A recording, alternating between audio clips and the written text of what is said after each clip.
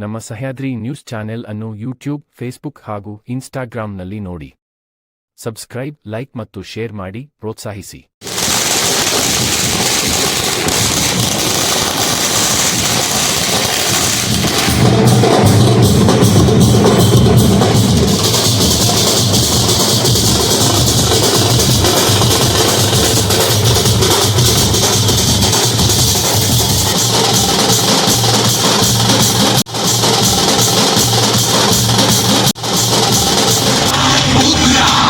ಹೆಂಡತಿ ಪರಮ ಸುಂದರಿ ಕಣೋ.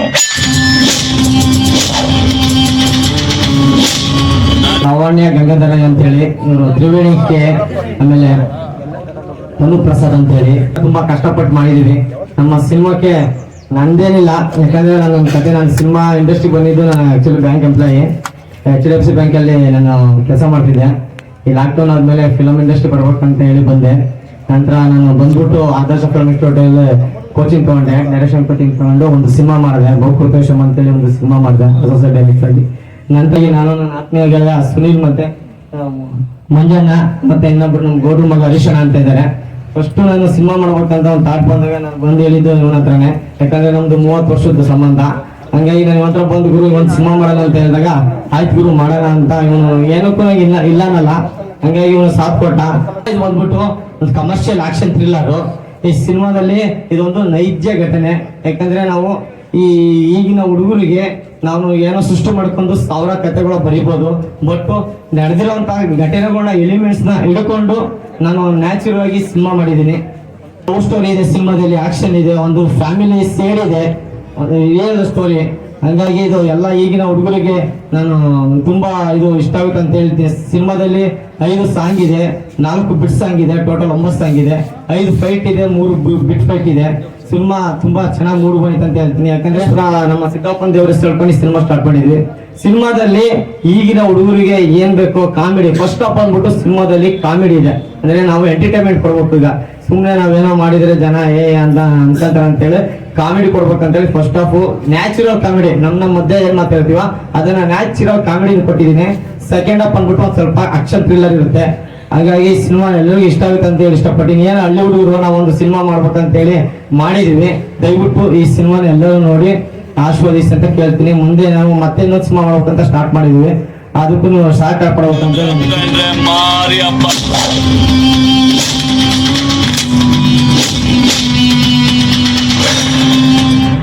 ಮಂಜುನಾಥ್ SP ಅಂತ, ಅಂಚಿನ ಸಿದ್ಧಾರ್ಥ.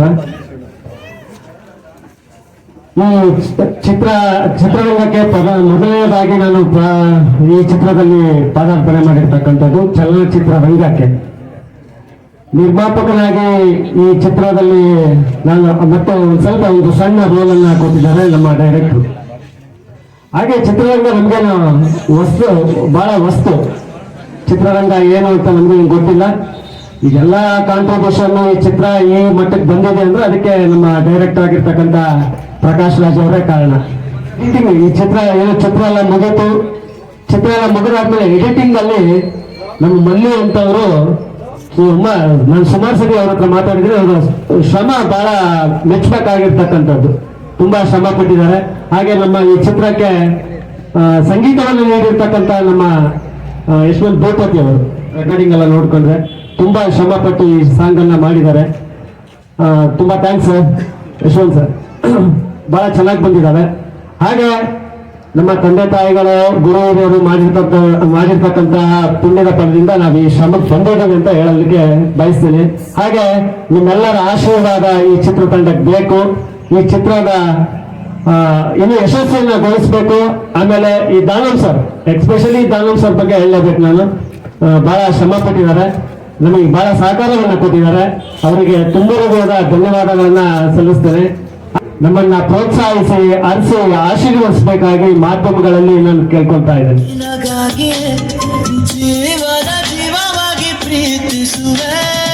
ನಂಗೆ ಯಾರನ್ನು ಮದುವೆ ಆಗಲ್ಲ. ಈ ಫ್ರೆಂಡ್ಶಿಪ್ಗೋಸ್ಕರ ಮಾಡಿರೋದು. ಇಲ್ಲಿವರೆಗೂ ನಾನು ಕಥೆನೂ ಕೇಳಿಲ್ಲ, ಯಾವುದೇ ರೀತಿ ಇಲ್ಲ. ಏನೋ ಫ್ರೆಂಡಿಗೆ ಒಂದು ಸಪೋರ್ಟ್ ಮಾಡಬೇಕು, ಯಾಕಂದ್ರೆ ಹುಟ್ಟಾಗ್ಲಿಂದನೂ ಜೊತೆಗಿರೋದು, ಅದಕ್ಕೋಸ್ಕರ ಈ ಮೂವಿ ಮಾಡಿರೋದು. ಎಲ್ಲ ನಿಮ್ಮ ಆಶೀರ್ವಾದ ಇರಬೇಕಂತ ಬಂದಿರ್ತೀವಿ. ಐಶ್ವರ್ಯಂಗೆ ತಲೆ ಮೇಲೊಬ್ರು ತೊಡೆ ಮೇಲೊಬ್ರು ಅಂತ ಇಬ್ರು ಹೇಳ್ತಿರಿಲ್ವಾ? ಇದು ನನ್ನ ಮೊದಲನೇ ಚಿತ್ರ. ನಾನು ತುಂಬ ಕೋಪ ಮಾಡ್ಕೊತೀನಿ, ಆದರೆ ಪ್ರೊಡಕ್ಷನ್ ಟೀಮಿಂದ ಹಿಡಿದು ಉದಯ ಸೂರ್ಯ ತಂಡದವರೆಲ್ಲ ನಾನು ಕೋಪನ ತಡ್ಕೊಂಡು ತುಂಬ ಸಪೋರ್ಟ್ ಮಾಡಿದ್ರು. ಅವಕಾಶ ಕೊಟ್ಟಿದ್ದಕ್ಕೆ ತುಂಬ ಧನ್ಯವಾದ. ಈ ಉದಯ ಸೂರ್ಯ ಚಿತ್ರ ಎಲ್ಲ ಕಡೆ ಉದಯವಾಗಲಿ ಅಂತ ಹೇಳ್ತಾ ನನ್ನ ಮಾತುಗಳನ್ನು ಮುಗಿಸ್ತಿದ್ದೀನಿ. ಧನ್ಯವಾದ. ಕಾಲೇಜಲ್ಲಿರೋ ಎಲ್ಲ ಹುಡುಗಿಯನ್ನು ನೋಡ್ತೀನಿ, ಆದ್ರೆ ನನ್ನ ಮನಸ್ಸಲ್ಲಿ ಕನಸಿನ ರಾಣಿ ಅಂತ ಒಬ್ಳು ಇದ್ದೇ ಇರ್ತಾಳೆ.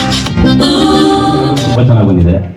ಈ ಫಿಲ್ಮ್ ತುಂಬಾ ಚೆನ್ನಾಗಿ ಹೋಗ್ಲಿ, ಮತ್ತೆ ನೀವೆಲ್ಲ ಆಶೀರ್ವಾದ ಮಾಡ್ಬೇಕು ಅಂತ ನಾನು ಕೇಳ್ಕೊತೀನಿ. ಬರಬೇಕು, ಯಾಕೆಂತಂದ್ರೆ ಮಲಯಾಳಂಲ್ಲಿ ಕಂಟೆಂಟ್ ಸಿನಿಮಾಗ ಅಕ್ಸೆಪ್ಟ್ ಮಾಡ್ತಾ ಇದ್ದಾರೆ. ನಮ್ಮ ಕನ್ನಡದಲ್ಲಿ ಯಾಕೆ ಅಕ್ಸೆಪ್ಟ್ ಮಾಡ್ತಾ ಇಲ್ಲ, ಯಾಕೆ ರೀಚ್ ಆಗ್ತಾ ಇಲ್ಲ? ಮಾಧ್ಯಮದವರು ತುಂಬಾ ಚೆನ್ನಾಗಿ ಸಪೋರ್ಟ್ ಮಾಡ್ತಾ ಇದ್ದಾರೆ ಹೊಸ ಕಲಾವಿದರಿಗೆ, ಬಟ್ ನಮ್ಮ ಜನ ಥಿಯೇಟರ್ ಬರ್ತಾ ಇಲ್ಲ. ಹಾಗಾಗಿ ಉದಯ ಸೂರ್ಯ ಚಿತ್ರದ ಮುಖಾಂತರ ಕೇಳ್ಕೊಳ್ಳೋದೇನೆಂದ್ರೆ, ಪ್ರತಿಯೊಬ್ಬರು ಥಿಯೇಟರ್ಗೆ ಬಂದು ಸಿನಿಮಾ ನೋಡಿ, ಮೊಬೈಲಲ್ಲಿ ನೋಡಿ, ನೀವು OTT ಬಂದ್ಮೇಲೆ ನೋಡಿ. ದಯವಿಟ್ಟು ಥಿಯೇಟರ್ಗೆ ಬಂದು ಸಿನಿಮಾ ನೋಡಿ, ಹೊಸ ಕಲಾವಿದನ್ನ ಬೆಳೆಸಿ ಅಂತ ಕೇಳ್ಕೊಳ್ತೀನಿ.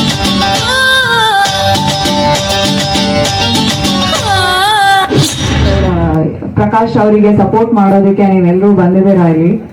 ಅಂಡ್ ನಾನು ಕೂಡ ಅಷ್ಟೇ, ನನ್ನ cinema apple cut Venkat Gowda ಅವರೇ ಡಿಸ್ಟ್ರಿಬ್ಯೂಟ್ ಮಾಡಿರೋದು. ಅಂಡ್ ನಾವಿಲ್ಲಿ ಬಂದಿರೋದು ಬ್ಯಾಂಗ್ಳೂರಿನ ಬಂದಿದ್ದೀವಿ ಅಂದ್ರೆ ಸಿನಿಮಾ ಸಪೋರ್ಟ್ ಮಾಡೋದಕ್ಕೆ ಬಂದಿರೋದು. ಅಂಡ್ ಪ್ರಕಾಶ್ ಅವರೇ ದಯವಿಟ್ಟು ನೀವು ತುಂಬಾ ಕುಗ್ಗಕ್ಕೆ ಹೋಗ್ಬೇಡಿ. ಅಂಡ್ ಹೊಸಬ್ರನ್ನ ಖಂಡಿತ ಬೆಳೆಸ್ತಾರೆ, ಅಂಡ್ ನಿಮ್ಮ ಜನ ಖಂಡಿತವಾಗ್ಲೂ ಬೆಳೆಸ್ತಾರೆ. ಇದು ನಿಮ್ಮ ಹೊಸ ಪ್ರಯತ್ನ.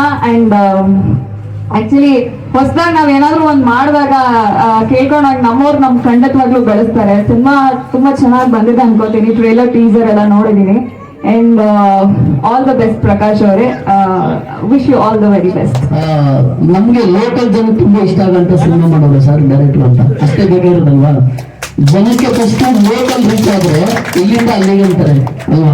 ಸೊ ಅಂದ್ರೆ ಒಂದು ಆಡಿಯನ್ಸ್ ನ ಫಸ್ಟ್ ಇಂಪ್ಯಾಕ್ಟ್ ಮಾಡೋದು ಬಂದು, ಒಂದು ಆಡಿಯನ್ಸ್ ನ ಇಂಪ್ಯಾಕ್ಟ್ ಮಾಡ್ಬೇಕಾದ್ರೆ ಫಸ್ಟ್ ಥಿಯೇಟರ್ ಓನರ್ ಸಿನಿಮಾನ ಇಷ್ಟಪಡ್ತಾರೆ ಅಂದ್ರೆ ಸಿನಿಮಾ ನಿಜವಾಗ್ಲೂ ಆಡಿಯನ್ಸ್ ಇಷ್ಟ ಆಗುತ್ತೆ. ಯಾಕಂದ್ರೆ ಆ ಸಿನಿಮಾ ತರೋದಕ್ಕೂ ಮುಂಚೆ ಥಿಯೇಟರ್ ಓನರ್ ಮೂಸಲ್ಲಿ ಹೋಗ್ಬೇಕಾದ್ರೆ ಒಂದು ಸಿನಿಮಾ ತಂದಿರ್ತಾರೆ. ಸೊ ಅಲ್ಲಿ ಪ್ರಕಾಶ ಗೆದ್ದಿದ್ದಾನೆ ಅಂತ ಹೇಳ್ಬೋದು. ಯಾಕಂದ್ರೆ ಒಂದು ಥಿಯೇಟರ್ ಓನರ್ ನ ಮನಸ್ಸನ್ನ ಗೆಲ್ಸೋದಿದೆಯಲ್ಲ, ಅದು ತುಂಬಾ ಕಷ್ಟದ ವಿಷಯ. ಅದನ್ನ ಪ್ರಕಾಶ ಗೆದ್ದಿದ್ದಾನೆ. ಸೊ ಒಳ್ಳೇದಾಗಿ ಪ್ರಕಾಶ. ಆಮೇಲೆ ಪ್ರಕಾಶ್ ನನ್ನ ಜೊತೆ 4-5 ವರ್ಷದಿಂದ ಇದ್ದಾನೆ. ಅವನು ಬೇಸಿಕಲಿ ಶಶಾಂಕ್ ರಾಜ್ ಅವ್ರ ಜೊತೆ, ಅವರು ಒಳ್ಳೆ ಡೈರೆಕ್ಟರ್, ಅವ್ರ ಜೊತೆ ಇವರು ಪ್ರಕಾಶ್ ಅವರು ವರ್ಕ್ ಮಾಡಿದ್ರು. ನಮ್ದು ಇನ್ನೊಂದು ಸಿನಿಮಾ ನಾಚೆ ಅಂತ ಹೇಳಿ ಒಂದು ಪ್ರೊಡಕ್ಷನ್ ಅಲ್ಲಿ ಅವರು ಅಸೋಸಿಯೇಟ್ ಆಗಿ ವರ್ಕ್ ಮಾಡಿದ್ರು. ಸೊ ಹಂಗಾಗಿ ನಮ್ಮ ಸ್ನೇಹ ಹಂಗೆ. ಆಮೇಲೆ ರಿಲೀಸು ಒಂದು 45-50 ಸೆಂಟರ್ ಅಂತ ಅನ್ಕೊಂಡಿದೀವಿ ಸರ್.